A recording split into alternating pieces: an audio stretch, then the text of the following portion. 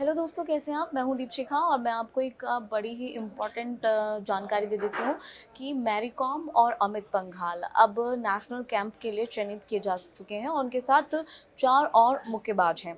तो अगर मैं इनके बारे में जानकारी आपको दूं तो बता दें कि स्टार बॉक्सर मैरी कॉम और अमित पंघाल को कोचिंग के लिए नेशनल कैंप में शामिल किया गया है और साथ साथ 4 बॉक्सर्स को भी इस कैंप में जगह दी गई है, वो भी मैं आपको बता देती हूँ। लेकिन उससे पहले ये बताऊंगी कि 6 बार के विश्व चैंपियन मैरी कॉम और एशियाई खेलों के स्वर्ण पदक विजेता अमित पंघाल को दिल्ली और पटियाला में चल रहे महिला और पुरुष राष्ट्रीय शिविर में जगह दी गई है।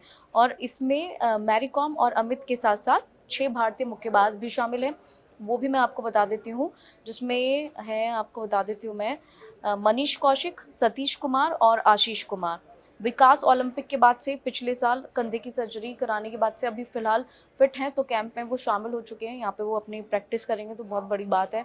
मैरी कॉम इंदिरा गांधी इंडोर स्टेडियम में महिला शिविर में रिपोर्ट करेंगी। भारतीय मुक्केबाज महासंघ यानी कि BFI ने इन मुक्केबाजों के जो नाम है वो शामिल करने की सिफारिश की थी, जिसके बाद से ये जो 6 नाम है वो इस कैंप के लिए चयनित किए गए हैं। नेशनल कैंप है, उसमें चयनित किए गए हैं। भारतीय खेल प्राधिकरण ने एक बयान में कहा है कि दोनों शिविर 14 मार्च तक चलेंगे। तो एक बहुत ही महत्वपूर्ण जानकारी है।